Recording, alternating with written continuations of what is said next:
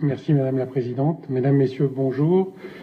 Pour répondre aux attentes formulées par Madame la Présidente, je vais adapter mon exposé pour éviter de redire ce qu'ont dit mes collègues des autres aéroports. Aéroport de Paris est effectivement aussi membre de la CI et en même temps qu'une position commune de cette association. Je voudrais profiter de ces quelques minutes pour vous redire que de l'expérience que nous avons vécue après globalement 25 ans d'un marché unique qui a transformé très largement le transport aérien en Europe.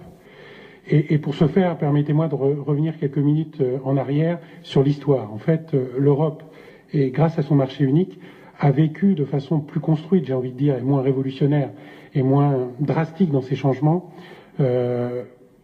un marché unique, une déréglementation qui avait commencé historiquement aux États-Unis et qui a fait bénéficier l'Europe de son expérience, bien sûr, mais avec les avantages que l'Europe nous a donnés, c'est-à-dire une montée graduelle de ce marché unique et des règles fixées au transport aérien, nous avons pu vivre une évolution lente qui a permis d'arriver dans une situation dans laquelle nous sommes aujourd'hui.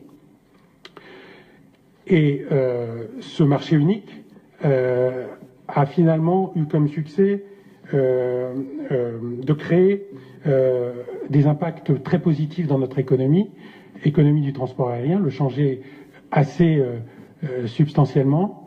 Et l'aéroport de Charles de Gaulle peut en être un exemple, puisque c'est un aéroport qui a à la fois aujourd'hui une compagnie principale qui s'appelle Air France KLM, qui fait fonctionner un hub qui a été permis par ce marché unique européen et les différentes évolutions que le marché a permis, mais qui a comme second client la compagnie EasyJet, qui est elle aussi, comme d'autres compagnies présentes autour de cette table, finalement le fruit des bénéfices de ce marché unique.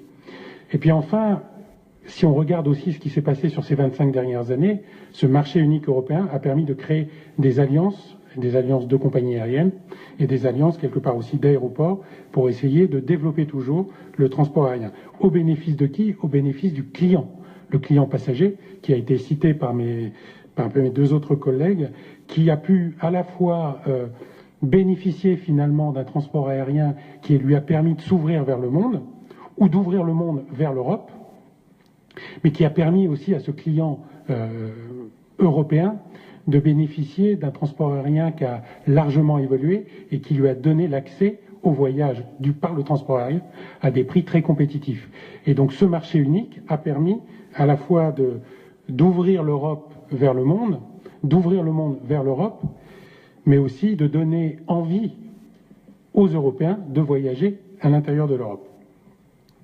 Donc ces bénéfices, il faut l'avoir en tête, il faut le garder en tête. Et dans les négociations qui vont s'ouvrir, il faut avoir cette notion-là en tête dans les négociations qui vont arriver.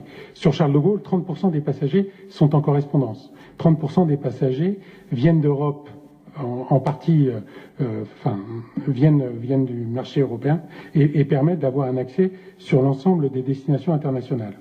Et tout ça, encore une fois, c'est le résultat de ce marché unique. Il faut aller plus loin que le bénéfice donné aux grands aéroports. Comme ça a été dit par mes collègues aussi, c'est aussi au bénéfice des aéroports régionaux. En France, on en a un certain nombre qui ont bénéficié de ce marché unique avec des lignes qui se sont ouvertes partout en Europe par des compagnies qui ne sont pas des compagnies du pays forcément et qui ont permis une ouverture de ces aéroports dits de province vers différentes capitales ou destinations européennes. Donc ça bénéficie aux clients passagers, ça bénéficie aussi à l'emploi et à tous ceux qui font fonctionner un aéroport. Il y a ceux qui font fonctionner l'aéroport, puis il y a ceux qui vivent finalement de l'activité générée par l'aéroport. Le tourisme, évidemment, mais les activités annexes. Annexe n'est pas le bon terme puisque c'est pas secondaire, mais des activités autour du fret, autour de la logistique, qui bénéficient aussi du fonctionnement quelque part de l'aéroport et du marché unique qui en est découlé. Alors, une fois qu'on a regardé un peu le passé, qu'on voit où on en est arrivé, mon message principal sur l'avenir et sur les conséquences du Brexit sont de dire que autant on a construit collectivement avec l'Europe la situation qui est aujourd'hui, autant on est face aujourd'hui à une négociation qui est quand même sous un signe d'une certaine incertitude. Et le transport aérien est un transport qui n'aime pas l'incertitude. Parce que c'est un transport qui a besoin, je dirais, de règles suffisamment claires un peu en avance pour pouvoir s'organiser et pas vivre des ruptures drastiques. Et dans les discussions que nous avons pu avoir, soit au niveau d'aéroports, soit au niveau de l'association des aéroports, c'est de dire aux différents organes qui vont avoir la charge d'une négociation compliquée comme la négociation sur le Brexit, d'essayer d'établir des règles les plus claires possibles, le plus tôt possible, parce que le temps des aéroports, le temps des opérateurs qui opèrent sur les aéroports, compagnies aériennes, est un temps qui nécessite de la préparation pour pouvoir s'adapter aux nouvelles règles. Et c'est aussi un challenge qui va être devant nous.